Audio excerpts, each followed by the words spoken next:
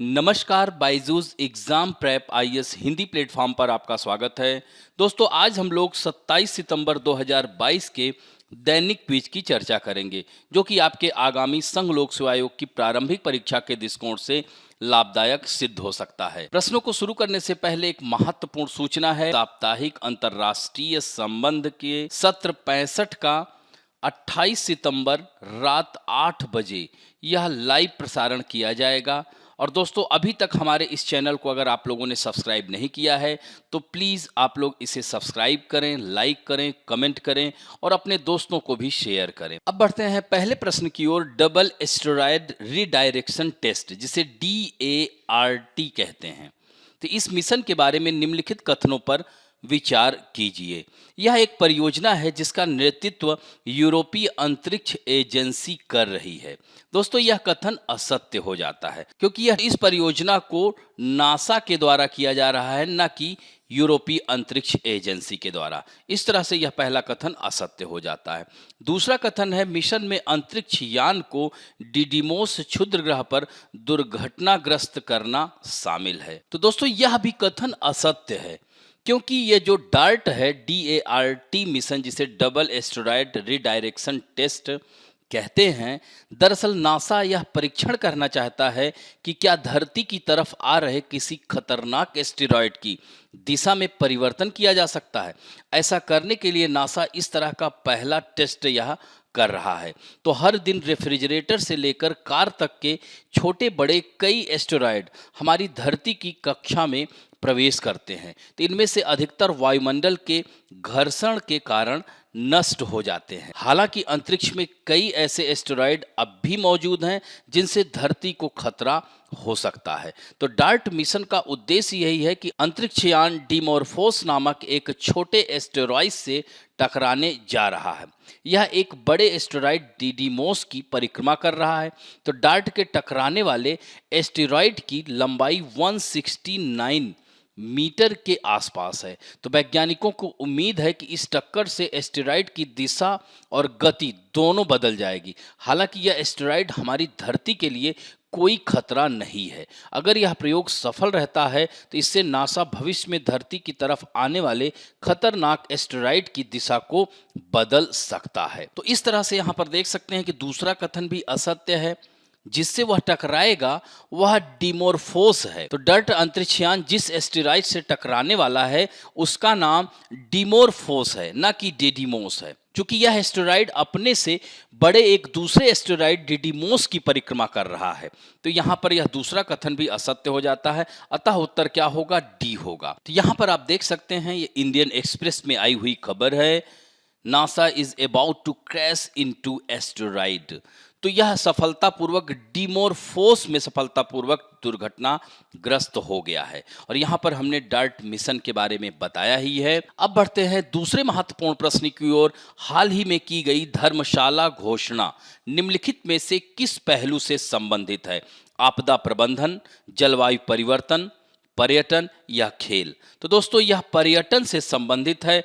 दोस्तों, आज 27 सितंबर विश्व पर्यटन दिवस है, जो कि 1980 से यह मनाया जा रहा है। और दोस्तों, विश्व पर्यटन दिवस 2022 की मेजबानी इंडोनेशिया कर रहा है। और तो दोस्तों, हर साल की तरह विश्व पर्यटन दिवस की थीम होती है। तो इस बार की जो थीम है, रीथिंकिंग टूरिज्म। तो महामारी के बाद आए बदलावों ने पर्यटन को सबसे अधिक प्रभावित किया था। ऐसे में इस वर्ष उन चीज़ों पर ध्यान दिया जाएगा जिनसे टूरिज्म में नए बदलावों को जल्द से जल्द आसान बनाकर इस उद्योग को फिर से गति दी जा सके। तो यह दूसरा प्रश्न इससे संबंधित यहाँ पर देख सकते हैं, द हिंदू में आई हुई खबर है। तो यह इस महीने के शुरुआत में ही धर्मशाला में ही आयोजित किया गया था, जिसमें धर्मशाला घोषणा का उद्देश्य यह है कि वैश्विक पर्यटन में योगदान देने के साथ साथ घरेलू पर्यटन को बढ़ावा बढ़ावा देकर वसूली पर ध्यान केंद्रित करने में भारत की भूमिका को पहचानना है। और दोस्तों, राष्ट्रीय पर्यटन नीति का मसौदा भारत के पर्यटन को पुनर्जीवित करने के लिए एक समग्र दृष्टि और रणनीति के साथ तैयार किया गया है और 2047 में इस क्षेत्र द्वारा 1 ट्रिलियन अमेरिकी डॉलर प्राप्त करने का लक्ष्य रखा गया है। और दोस्तों, केंद्र सरकार पर्यटन विकास को लेकर के काफी सजग है। सरकार ने इस विषय पर विशेष रूप से ध्यान देते हुए नई कार्य योजनाओं के साथ साथ नए लक्ष्य का भी निर्धारण किया है। देश को पर्यटन से 50 बिलियन अमेरिकी डॉलर का सकल घरेलू उत्पाद, विदेशी मुद्रा आय में 30 बिलियन अमेरिकी डॉलर का योगदान प्राप्त करने का अनुमान है। तो विदेशी मुद्रा आय में 30 बिलियन अमेरिकी डॉलर और 2024 तक 15 मिलियन विदेशी आगमन का लक्ष्य रखा गया है। साथ ही पर्यटन से 250 बिलियन अमेरिकी डॉलर का सकल घरेलू उत्पाद योगदान, पर्यटन क्षेत्र में 137 मिलियन नौकरियां, विदेशी मुद्रा आय में 56 बिलियन डॉलर और 2030 तक 25 मिलियन विदेशी आगमन प्राप्त होने की उम्मीद है। तो यह 2025 तक भारत के बारे में कहा जा रहा है कि पर्यटन में भारत टॉप 10 देशों में शुमार होगा। अब बढ़ते हैं तीसरे प्रश्न की ओर। हाल ही में चक्रवाती तूफान इयान किस देश में आया हुआ है? संयुक्त राज्य अमेरिका, जापान, फिलीपींस या ईरान? तो दोस्तों, इसमें होगा यूनाइटेड स्टेट ऑफ अमेरिका, जो कि फ्लोरिडा प्रांत, और इसमें क्यूबा भी प्रभावित होगा। तो इन दोनों क्षेत्रों को सतर्क रहने के लिए जारी किया गया है। तो यहाँ पर आप देख सकते हैं, hurricane Ian grows stronger on path to strike Florida. तो फ्लोरिडा क्या है? अमेरिका का दक्षिणतम प्रांत है। यहीं पर फ्लोरिडा जल संधि भी है। अगर इसमें हम मानचित्र में देखते हैं तो वह क्षेत्र यह जो है फ्लोरिडा है, और यहाँ पर इधर आप देख सकते हैं ये क्यूबा है। तो इन क्षेत्रों में यह हरिकेन अपना प्रभाव दिखाएगा। तो दोस्तों, यह चक्रवात उष्णकटिबंधीय चक्रवातों के नाम है। जैसे कैरेबियन सागर में जो आता है उसे हम हरिकेन कहते हैं। यही मैक्सिको की खाड़ी में इसको टॉर्नेडो कहा जाता है, ये भी ध्यान रखिएगा। यहाँ पर देख सकते हैं इसे टाइफून कहते हैं चीन में, जापान में टाइफू कहते हैं। यहीं पर आगे आप बढ़ेंगे मानचित्र में, फिलीपींस में जाएंगे तो वहाँ पे बागियो कहते हैं, और इस तरह से यहाँ ऑस्ट्रेलिया में इसे विली विली कहा जाता है। और दोस्तों, हिंद महासागर में इसे साइक्लोन के नाम से जाना जाता है। तो इसकी जो कैटेगरी होती है ट्रॉपिकल साइक्लोन, तो यह पहले तो दोस्तों सबसे महत्वपूर्ण यहाँ पर है कि चक्रवात होता क्या है। तो यह हवाओं का एक चक्र होता है। यहाँ पर आप देख सकते हैं, तो इसमें अंदर क्या है, वायुदाब यहाँ पर लो प्रेशर होता है, तो ये आगे बढ़ता जाता है। यहाँ पर देख सकते हैं इस तरह से अगर हम बात करें, यहाँ वायुदाब सबसे कम होगा, यानी मान लीजिए 1005 है, तो यहाँ 1010 है, यहाँ 1020 हो जाएगा। यहाँ पर निम्न दाब का केंद्र होता है। तो इस तरह से कह सकते हैं कि हवाओं का ऐसा चक्र जिसमें अंदर की ओर वायुदाब कम होता है और बाहर की ओर अधिक होता चला जाता है, यही चक्रवात कहलाता है। और दोस्तों, चक्रवात उष्णकटिबंधीय क्षेत्रों में होते हैं, यानी अगर हम पृथ्वी की बात करते हैं इस ग्लोब में, तो यह 0 डिग्री है, यहाँ पर 5 डिग्री उत्तरी से लेकर के 30 डिग्री अक्षांश, इसी तरह से दक्षिण में 5 डिग्री से लेकर 30 डिग्री। तो इसी को उष्णकटिबंधीय चक्रवात उत्तरी गोलार्ध दक्षिणी गोलार्ध दोनों में आते हैं। अब यहाँ पर आपके मन में यही आ रहा होगा कि विषुवत रेखा पर क्यों नहीं आता?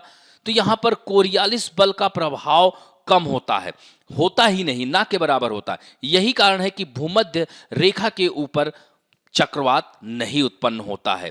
तो यह ध्यान रखेंगे, और इनका वेग 100 किलोमीटर प्रति घंटे से अधिक हो जाता है। तो यह देख सकते हैं कि कैटेगरी 1 है, कैटेगरी 2 है, कैटेगरी 3 है, यहाँ पर देख सकते हैं कैटेगरी 4 है और कैटेगरी 5। तो इस तरह से यह अलग अलग इनको कैटेगरी दी गई है। तो इयान को अभी यहाँ सेकंड श्रेणी में डाला गया है, हालांकि इसको आगे और तीव्र होने की संभावना व्यक्त की जा रही है। तो यहाँ पर आपने देखा इसको मानचित्र के आधार पर उष्णकटिबंधीय चक्रवातों को। अब बढ़ते हैं चौथे प्रश्न की ओर। आर्थिक सहयोग और विकास संगठन के बारे में निम्नलिखित कथनों में से कौन सा से सही है?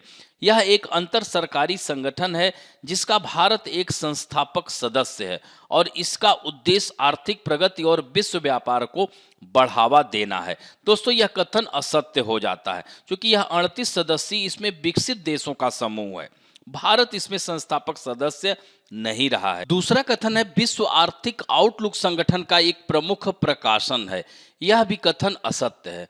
दोस्तों, यह एक अंतर सरकारी आर्थिक संगठन है जो कि 1960 में इसकी स्थापना की गई थी और यह OECD एक आधिकारिक संयुक्त राष्ट्र प्रेक्षक है और इसके सदस्य देशों से प्राप्त योगदान द्वारा वित्त पोषित किया जाता है।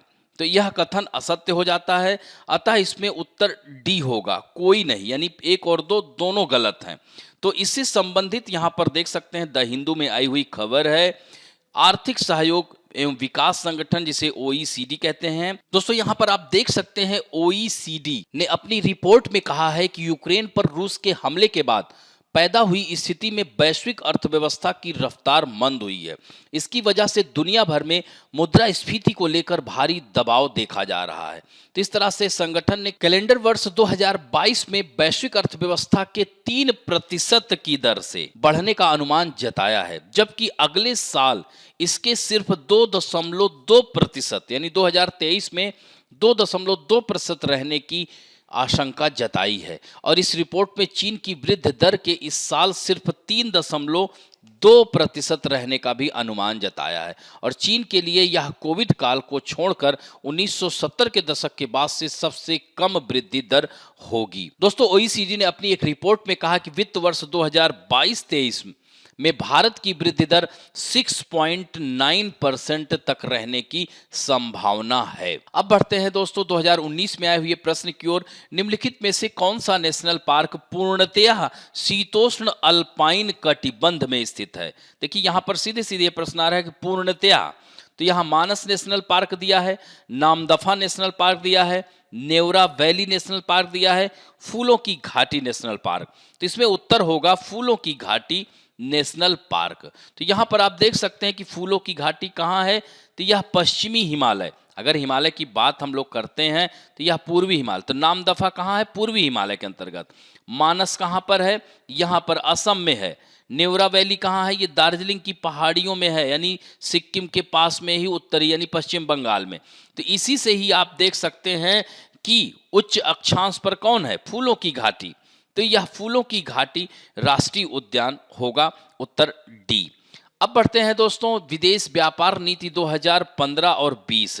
तो यह जो है 6 महीने के लिए और एक्सटेंड कर दिया गया है। तो सरकार ने 30 सितंबर तक वैध वर्तमान विदेश व्यापार नीति 2015-20 को अगले 6 महीने की अवधि के लिए बढ़ा दिया है और यह बढ़ी हुई अवधि 1 अक्टूबर 2022 से प्रभावी होगी। तो दोस्तों, विदेश व्यापार नीति जिसे फॉरेन ट्रेड पॉलिसी कहते हैं, तो यह व्यापार नीति निर्यात बढ़ाने के लिए दिशा निर्देश प्रदान करती है ताकि निर्यात प्रोत्साहन पूंजीगत सामान जिसे एक्सपोर्ट प्रमोशन कैपिटल गुड्स कहते हैं, यानी EPCG, export promotion capital good, और शुल्क मुक्त आयात प्राधिकरण जिसे ड्यूटी फ्री इंपोर्ट ऑथराइजेशन कहते हैं, DFIA, जैसी विभिन्न योजनाओं के तहत रोजगार सृजन करने और आर्थिक विकास तथा विभिन्न प्रोत्साहनों को आगे बढ़ाया जा सके। तो दोस्तों, भारत सरकार वाणिज्य एवं उद्योग मंत्रालय हर 5 साल पर निर्यात आयात नीति की घोषणा करता है।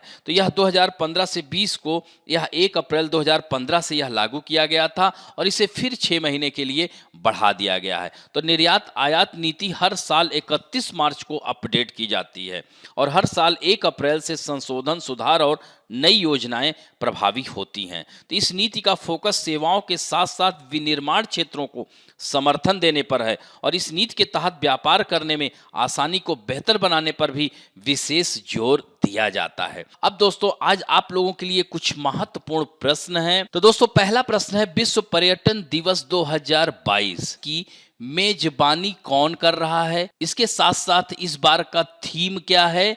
और दोस्तों, यह विश्व पर्यटन दिवस कब से मनाया जा रहा है? दूसरा महत्वपूर्ण प्रश्न है नेवरा घाटी राष्ट्रीय उद्यान एवं कूनो पालपुर राष्ट्रीय उद्यान कहां अवस्थित हैं? तो इस तरह से दोस्तों आज का अंक यहीं पर समाप्त करते हैं। आशा करता हूं कि आज का भी ये वीडियो आप लोगों को अच्छा लगेगा। यदि अच्छा लगे तो प्लीज लाइक, शेयर, सब्सक्राइब और बेल आइकन दबाना ना भूलें। धन्यवाद।